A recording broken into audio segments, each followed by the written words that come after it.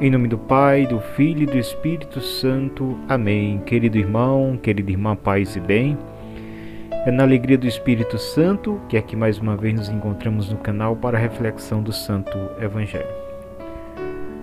Embora esteja só aqui, mas estou de máscara porque fui submetido a um procedimento aqui no rosto de neoplasia. Mas estou bem com a graça de Deus. E o que menos importa aqui é a minha imagem, mas sim o que eu venho trazer para nós, que é a palavra de Deus. Hoje a igreja nos fala através do evangelista São Marcos, do capítulo 6, versículo do 1 ao 6. O Senhor esteja conosco, Ele está no meio de nós. Proclamação do Evangelho de Jesus Cristo segundo São Marcos. Glória a vós, Senhor. Depois ele partiu dali e foi para a sua pátria, seguido de seus discípulos. Quando chegou o dia de sábado, começou a ensinar na sinagoga. Muitos o ouviam e, tomados de admiração, diziam: de onde lhe vem isso? Que sabedoria é essa que lhe foi dada? E como se operam por suas mãos tão grandes milagres? Não é ele o carpinteiro, o filho de Maria, o irmão de Tiago, de José, de Judas e de Simão? Não vivem aqui entre nós também suas irmãs? E ficaram perplexos a seu respeito. Mas Jesus disse-lhes: um profeta só é desprezado na sua pátria, entre os seus parentes e na sua própria casa. Não pôde fazer ali milagres algum, curou apenas alguns poucos enfermos, impondo-lhes as mãos. Admirava-se ele da desconfiança deles, e ensinando percorria as aldeias circunvizinhas.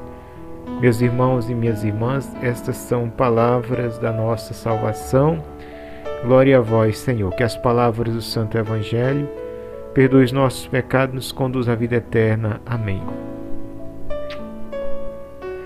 Querida Igreja de Cristo, povo amado de Deus, então o evangelista São Marcos nos traz essa passagem de hoje, em que a Igreja nos apresenta na sua liturgia de hoje, intitulada Jesus de Nazaré. Depois ele partiu dali e foi para a sua pátria, seguido dos seus discípulos. Depois de quê? Depois do episódio de ontem, que Jesus chega e cura a filha de Jairo, onde ele chega lá no local onde se encontrava a menina que estava morta, e ele leva consigo Pedro, Tiago e João. E chegando naquela localidade, encontra já a comunidade em alvoroço, Era costume dos judeus ainda hoje, nesses momentos de morte, de funeral, eles gritar, fazer todo aquele alvoroço, aquele choro, aquela lamentação. E Jesus encontrou essa realidade. Quando Jesus chega, diz: por que esse alvoroço? A menina não morreu, ela dorme. E eles começaram a mangar do Senhor, a desconsiderar que aquilo era uma palavra de quem não estava são na sua mente, que não tinha juízo. Como é que pode? A menina está morta. Ele vem dizer que ela dorme. Mas Jesus, como sempre, não queria aparecer, A gente vê o Cristo sem querer usar daquilo que é o poder que está nele para querer aparecer.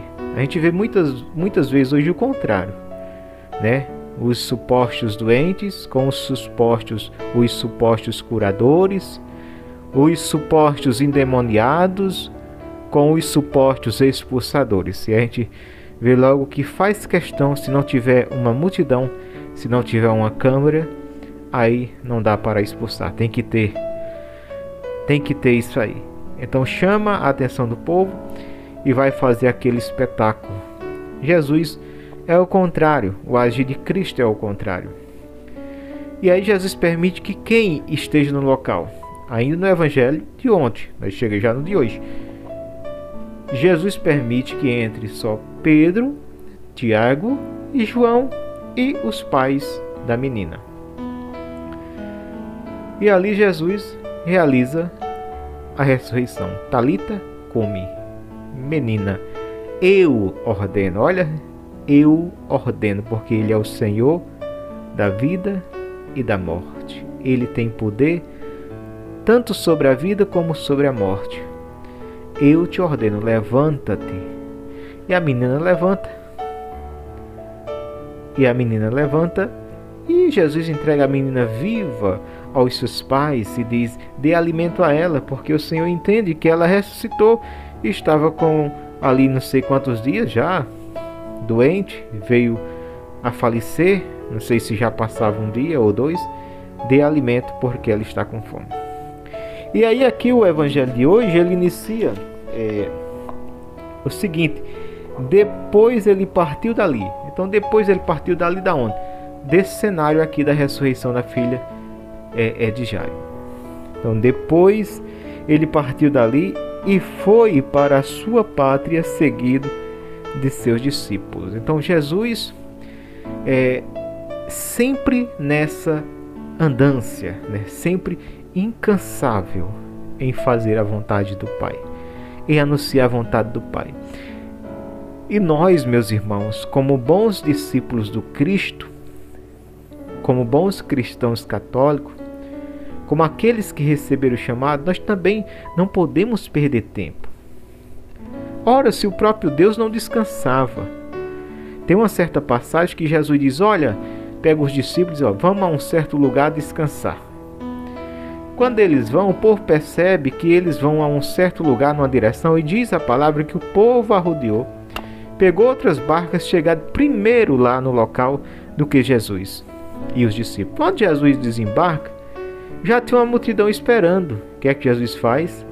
Ei, cancela o descanso, cancela o lazer, vamos atender o povo porque está como ovelha sem pastor. Então, o nosso Senhor é incansável. Ele nos dá esse testemunho. Então nós, católicos, cristãos católicos conscientes da missão, se você recebeu a missão de anunciar o Evangelho, meu irmão, você não fica quieto. Até dormindo você está anunciando Jesus. Até dormindo. Quantas vezes a gente, até dormindo, a gente entra em combate pela oração. Nos vem uma situação, ou quer nos vir um pesadelo, e a nossa mente já está programada. Assim é comigo, já está programada, já entra naquelas orações que a gente conhece. Tem até uma oração que é Ave Maria, Santa Maria, e quando fala na Ave Maria, Santa Maria, o capeta ele foge, o pesadelo ele corre. Então você que tem pesadelo de noite, treina tua mente para a oração, porque quando ele chegar, a tua mente vai te defender, porque a tua mente está cheia da oração que você faz. E aí, aquele mal é expulso somente pela programação da mente. Certo dia eu tive um sonho, e nesse sonho eu me agoniei, voltando a essa questão da oração. E eu sonhava e vi uma pessoa da família. E essa pessoa, ela se encontrava com, ao lado dela, um capetinha preto. E quando eu via ele perto daquela pessoa, a minha mente já começou a trabalhar em oração. Mas eu queria fazer gesto, mas não tinha força, porque era muito forte o que ali estava.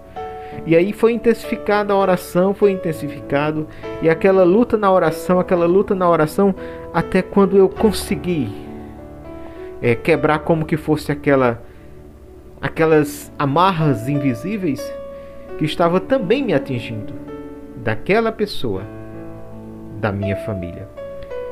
E aí a intensidade na oração do sonho fez com que aquele capeta ele fosse expulso. Então nós precisamos também ser incansáveis no anúncio da palavra de Deus, na vivência de oração. Então aqui, depois ele partiu dali. Então Jesus já estava cansado fisicamente. Uma caminhada. Não pense que a gente vai fazer uma evangelização. Vamos ali, menino, fazer uma evangelização. E é de moto, é de carro, né? Aí chega numa comunidade, eu vou até relatar aqui uma comunidade que a gente foi. Lá no alto da Serra do Mingu. A gente foi uma evangelização no alto da Serra do Mingu. Lá numa comunidade conhecida como Baixa do Maracujá. Capela lá é dedicada ao Sagrado Coração de Jesus. E a menina que fazia parte da coordenação foi quem nos convidou. A gente foi em 2 carros pequenos, uma quantidade de 10 pessoas. Quando chegamos lá na capela, a capela estava aberta, mas a pessoa que havia nos convidado não estava lá. Cadê fulano de tal? Ah, fulano de tal foi resolver uma situação familiar lá na cidade de Porteiras. Aí uns diziam, e aí, vamos voltar? Como é que vai ser? Eu disse, não, nós viemos para evangelizar. A capela está aberta, vamos fazer a oração e vamos sair na missão. E aí a gente foi, sem se preocupar onde almoçar, sem se preocupar com nada. A gente estava preocupado em evangelizar. Foi o dia todo de evangelização. Ou seja, foi o dia todo porque a gente entrou à noite com o momento na capela. Mas a parte de casa em casa foi até 1h da tarde. E a gente saiu, era com violão, e entrava nas casas, e conversava com o povo, e rezava com o povo, e pedia a cura quem estava doente, né? A palavra diz, ide. Chegar numa casa, saudai a paz. Se tiver um enfermo, põe as mãos e reza pelo enfermo. E assim a gente fazia como manda a palavra. E foi lindo, foi maravilhoso. Nós temos essas fotos que testemunha esse momento. Mas, e aí? Começar a dizer, eita, e agora? Tá dando fome. Onde nós vamos comer? Eu disse, não sei. Vamos realizar aqui a missão. E assim a gente retorna, né? Tem algumas mulheres que já estavam mais fracas, com fome. E a gente chegou na capela de retorno da missão. Desde o início, quando a gente chegou, uma jovenzinha, acho que uma mocinha nos seus 13 anos, 14 anos, nos acompanhou e ficou indo na missão com a gente. Quando a gente volta, que ela vem também, que a gente fica na capela conversando, a mocinha pega escapole, corre na casa da mãe dela e partilha com a mãe. Mãe, os missionários não tem onde comer. Porque é fulano de tal que convidou, teve que ir à situação e não deixou nada organizado.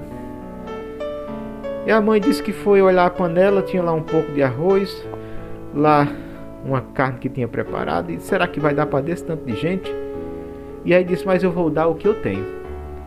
E aí com pouco a mocinha chega lá e diz, ei, mãe tá chamando vocês para ir almoçar lá em casa. E aí nós vamos. E a gente comeu, se fartou e a comida deu para todo mundo. Louvado seja Deus. Então nós não devemos nos preocupar. Ele partiu dali e foi para a sua pátria, seguido de seus discípulos. Então Jesus para aqui, realiza esse ato e vai para a sua pátria, seguido de quem? Dos seus discípulos. Quando chegou o dia de sábado, começou a ensinar na sinagoga. Então a gente vê aqui o desejo de Jesus de ensinar, de pregar, de anunciar a palavra, de trazer a vontade do Pai ao coração do povo. São Francisco, ele fez uma pergunta aos seus frades, né, aos seus irmãozinhos na fé. Eu não estou bem lembrado se foi a Frei Leão que ele perguntou, mas a pergunta foi o seguinte: suponhamos que foi Frei Leão. Se não me falha a memória, foi a Frei Leão. Frei Leão, São Francisco fez essa pergunta: quem você acha que Deus ama mais na terra? Aí Frei Leão olhou assim e disse: os pobres. Aí, ele ama muitos pobres, mas de outras pessoas que ele ama mais na terra. Aí ele pensou: as criancinhas. As criancinhas ele ama. Tá no seu coração. mas tinha outras pessoas. E Frei Leão não soube responder. E São Francisco disse: aqueles que levam a palavra, os evangelizadores, os missionários, todos aqueles que pregam, o padre, o bispo, todos aqueles que estão na missão anunciando Jesus. Aí Frei Leão: mas por que, Francisco? Eles: por quê? Porque quando Deus olha lá do céu aqueles missionários, aqueles que estão levando a palavra, Ele lembra da passagem do filho dele aqui na terra, que foi incansável em pregar a palavra, em trazer a palavra. O verbo se fez carne, o verbo de Deus se fez carne no filho para trazer a revelação à humanidade. Aí Frei Leão: ah, Francisco, então é assim mesmo. Então, meus irmãos, voltando aqui, Jesus incansável no anúncio do Evangelho. E aqui exorto a mim e você: nós devemos ser incansável também em anunciar Jesus, tempo oportuno e inoportuno. Na renovação carismática tem um lema dos jovens, né, do Ministério Jovem da Renovação: aqui tem jovem, aqui tem fogo. Sentou do meu lado, sai evangelizado. Isso era em todo lugar.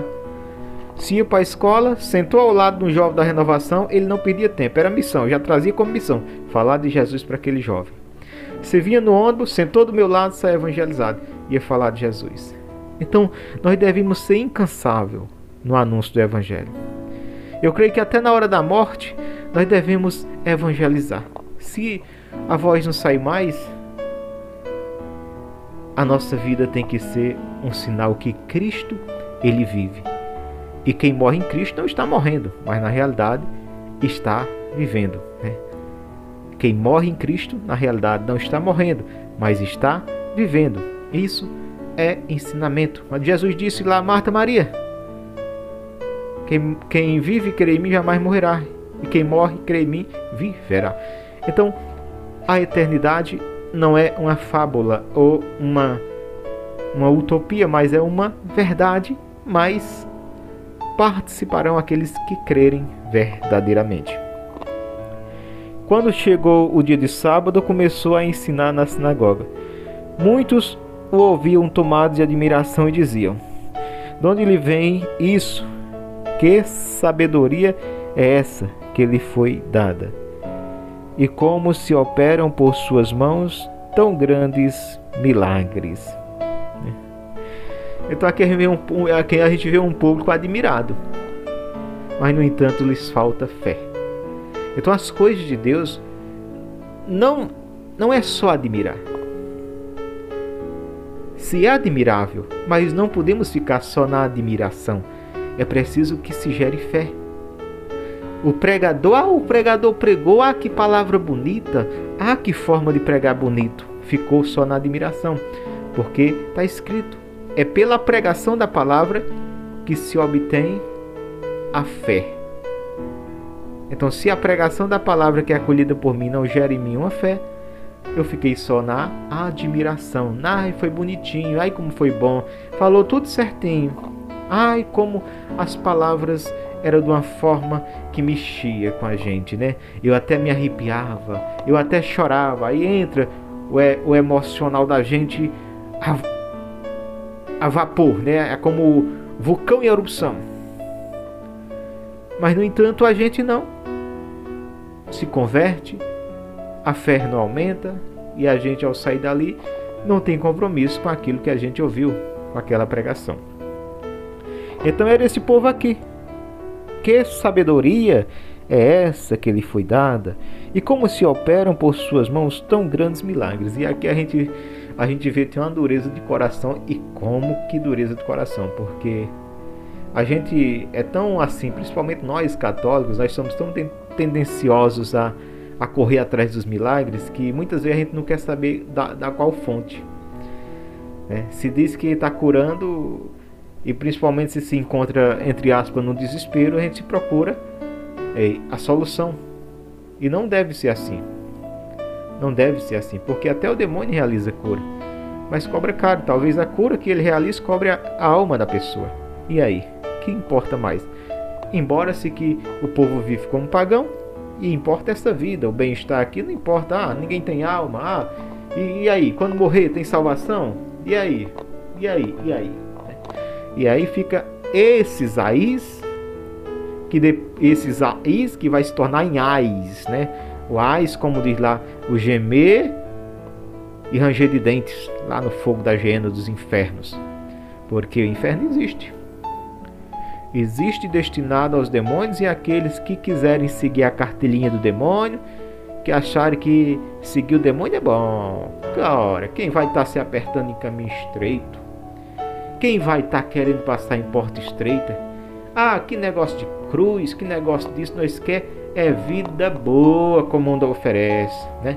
Nós quer beber, levantar, beber, cair, levantar. Nós quer fazer aquilo que nos der na telha. É isso? É isso que o mundo prega. É isso que o mundo prega. E Deus deu liberdade. Jesus deu liberdade. Jesus não vai intervir no meu livre-arbítrio. Jesus, ele vai nos orientar através de sua palavra. Jesus, ele vai, ou melhor, ele já fez o que poderia fazer. Deu sua vida, derramou até a última gota de sangue por amor a mim e por amor a você. Então, que prova você quer mais? Que prova eu quero mais de amor? Não tem como, não tem outra prova. Deus Deus é eterno e infinito, mas Deus foi lá no seu extremo quando nos dá essa prova de amor através do Filho. Como nós somos de coração duro e incircunciso, pedrificado mesmo, gente, para não acolher essa prova de amor do Pai. Então, esse povo ficava aqui, só não é bonito, como foi lindo e tal, e aqui a dureza, vendo os milagres acontecendo, mas nem aí, porque quando a palavra ela nos pede compromisso, nós não queremos. A gente quer que se realize aquilo que a palavra está dizendo. Cura os doentes, ressuscita os mortos, purifica os leprosos, expulsar os demônios. Então nós queremos esses benefícios, mas quando a palavra diz é preciso tomar a sua cruz e seguir, não quer a cruz, joga a cruz lá para o lado e aí quer seguir sem nenhum peso no ombro, sem nenhuma dificuldade. É assim. Nós vivemos o tempo do imediatismo. Eu quero que seja hoje, nem que venha de onde vier, mas se for hoje, tá bom. E nós devemos sofrer as demoras, esperar com paciência, ter paciência, como diz Eclesiastes 2. Tu que entrares para o caminho do Senhor, espera com paciência, sofre as demoras de Deus, prepara a tua alma para a humilhação, porque é pelo caminho da humilhação que se experimenta as almas valorosas para Deus. Então nós devemos confiar, meus irmãos, e esperar em Deus. E aí diziam na admiração, não é ele, o carpinteiro, o filho de Maria, o irmão de Tiago, de José e de Judas, de Simão, não vive aqui entre nós também as suas irmãs? E ficaram perplexos a seu respeito. E aí já começaram a querer desclassificar o Cristo pela família, né? Não é filho de Maria? Quem é Maria? Aquela pobrezinha ali de Nazaré. É o pai, José. José, quem é José? José, qual é quem? Doutor quem? Ele foi formado em quê? Não, José é carpinteiro. Carpinteiro. Quem são as parentelas? Aqui vai dizer as parentelas nesse nome aqui, irmãos. Não são irmãos sanguíneos, são parentes. E aí chamava irmãos. E aqui é bem claro dizer que não vive aqui entre nós também seus irmãos, suas irmãs? E ficaram perplexos a seu respeito. Não é ele o carpinteiro? Aqui fala do pai de Jesus, o filho de Maria, e aqui fala da mãe, o irmão de Tiago, de José, de Judas e Simão. Não vive aqui entre nós também as suas irmãs? Menino, se aqui fosse tudo filho de José, era uma família grande, né? Era irmãos, era irmãs, mas não, aqui eram parentes de Jesus, que viviam também ali e chamavam de irmãos. E eu digo mais, para nós que somos bons filhos da mãe católica, da igreja, mãe católica, nós não precisamos de muito argumento. Se a igreja nos diz que é assim, ponto. O bom filho obedece e crê no que a mãe diz. Se eu sou um bom filho, minha mãe me chama e eu digo: mãe, eu queria que a senhora me comprasse isso. Aí minha mãe me chama: meu filho, eu queria muito comprar, só que agora não vai dar, eu não estou podendo. O que é que o bom filho faz? Tá bom, mãe, eu acredito e eu espero, porque eu acredito na senhora. E não vai questionar. Agora o mau filho não. O mau filho vai dizer: não, mãe, a senhora está até com pena, a senhora tem, a senhora... Aí começa logo a se vitimar. Ah, é porque eu sou mais odiado, é porque se fosse para fulano, e aí começa. Assim é o mau filho. Mas nós que somos bons filhos da mãe igreja católica, se a igreja diz que é assim, não precisa eu questionar, não precisa eu me inculcar. Não, se eu sou um bom filho, eu vou acreditar. Agora também não me impede de eu aprofundar, querer saber quem era esses que se diz irmão aqui na Bíblia, quem era, e aí você vai encontrar a resposta. Só estudar, só procurar. E hoje a gente tem a facilidade maior do mundo. Você tem uma dúvida de uma coisa, vai na internet, vai no site confiável, que tem muitos, e você vai ter resposta. Se não, procura uma pessoa que tem um entendimento que vai te explicar sobre isso. Nos primos de Jesus, filho de uma Maria, irmã de Nossa Senhora. E aí são tantas respostas. Tem fundamento. Não é uma coisa aí solta no ar. Mas quem é bom filho não questiona, mas acolhe com amor o que a mãe diz. E a igreja é nossa mãe. Mas Jesus disse-lhes: um profeta só é desprezado na sua pátria, entre os seus parentes e na sua própria casa. Não pôde fazer ali muitos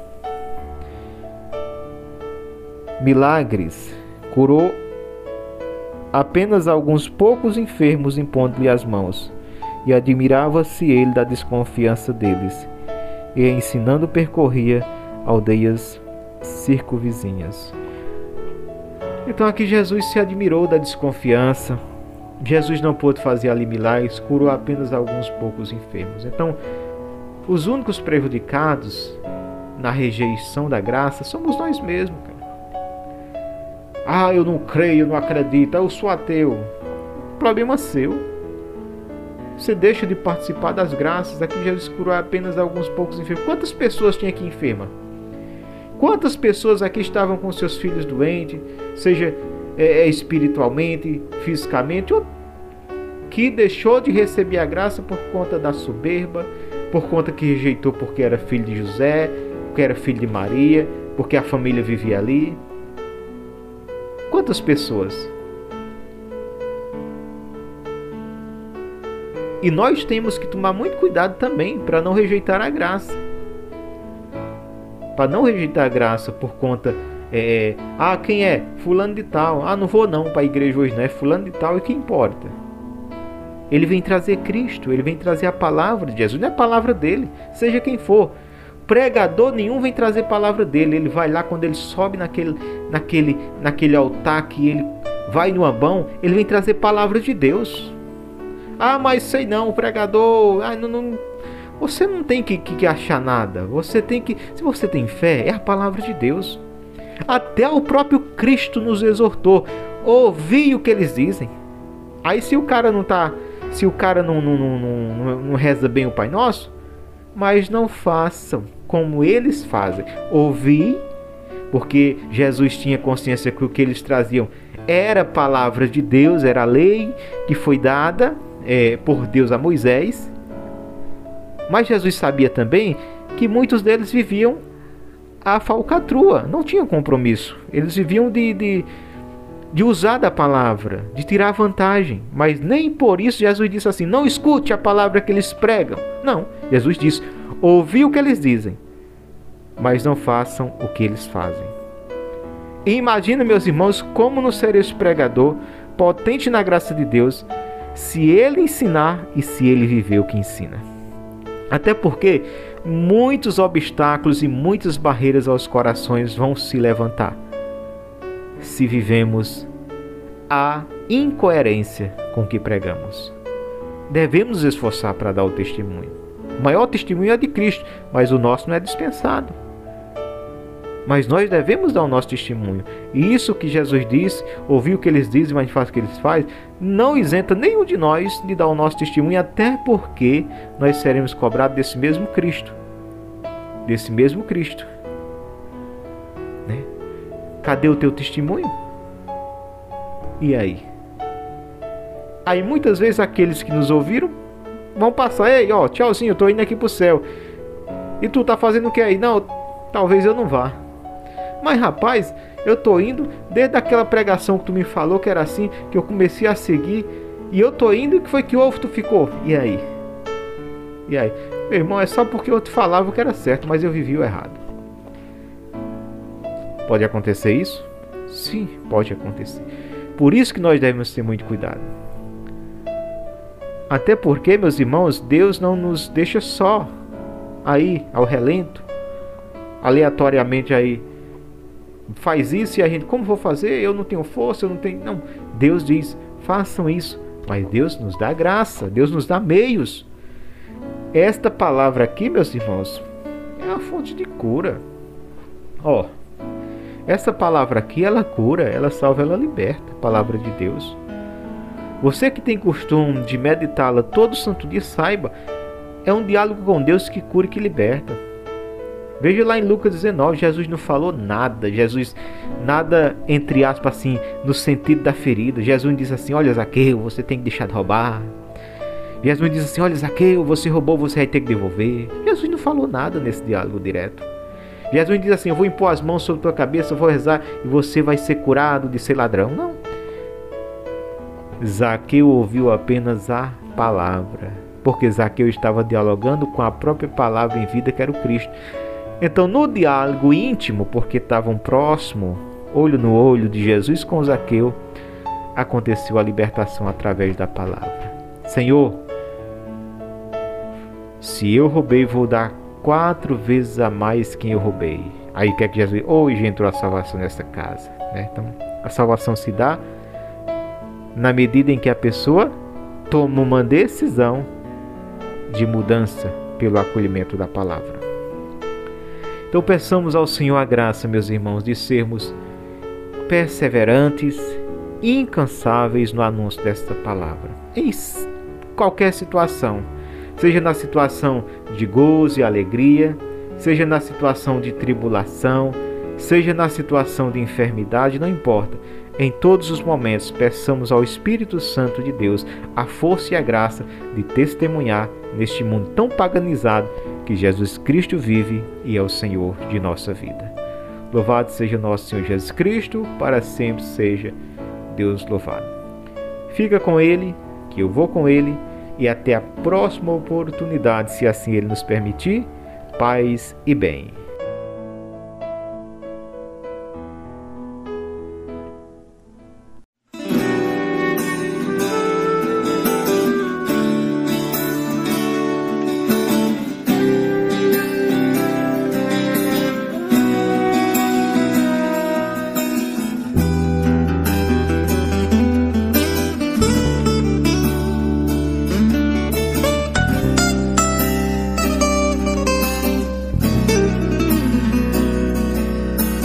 Senhor, pela tua paixão, no abandono da cruz, tem piedade de nós. Jesus, pelo sangue jorrado do teu coração, pelo teu sacrifício,